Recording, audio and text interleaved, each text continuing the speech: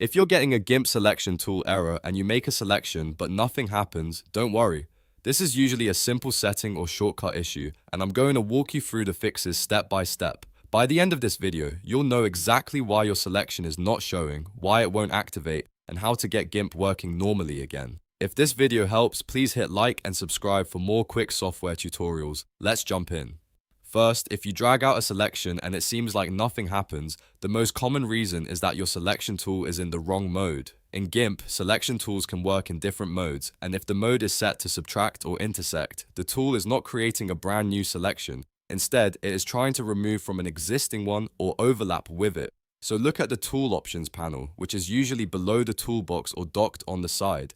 Find the row of mode icons and check which one is active. If you see Subtract or Intersect selected, click the first icon on the left to switch it back to Replace Mode. Replace Mode is the normal setting you want for making a fresh selection from scratch. Once you do that, try selecting your area again. In many cases, that alone fixes the problem immediately. Now, another very common reason is that you're using a tool that needs a final confirmation step. This happens with tools like Free Select, also called the Lasso tool, Scissors Select, and Foreground Select. In newer versions of Gimp, drawing the shape is not always enough by itself. After you finish outlining your selection, you need to press Enter or sometimes double-click inside the shape to confirm it. Until you do that, Gimp may appear to ignore the selection, even though the outline is there. So if you close your loop and nothing becomes active, don't assume the tool is broken. Just confirm the selection with Enter or a double click, and then your selection should appear normally. If your selection area is completely invisible, the issue may be with the display of the selection border itself. Gimp shows active selections with those moving dotted lines that people often call marching ants, but if those are hidden, it can look like nothing is selected at all.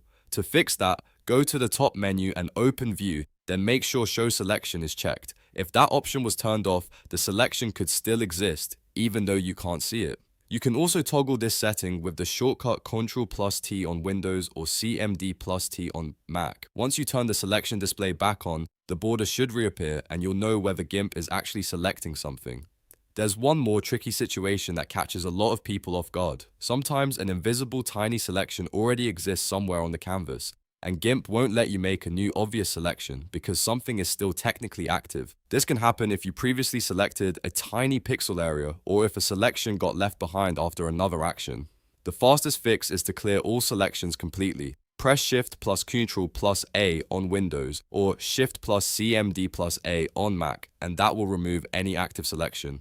After clearing it, try drawing your selection again from scratch. This is a really useful reset step anytime Gimp seems to be ignoring selection changes. So to quickly recap, if the Gimp selection tool seems broken, first check whether the mode is set to replace instead of subtract or intersect. Then make sure you press Enter or confirm your selection when using tools like Free Select or Scissors. After that, verify that Show Selection is enabled in the View menu so the marching ants are visible. And if all else fails, clear every selection with Shift plus Ctrl plus A and try again. These 4 fixes solve most selection issues in Gimp without needing to reinstall anything or reset the whole program. If this tutorial helped you solve the Gimp selection tool error, make sure to like the video and subscribe for more easy troubleshooting guides. And if you want, I can also show you how to fix other common Gimp problems like brush tools not working, layers acting weird, or shortcuts not responding. Thanks for watching, and I'll see you in the next one.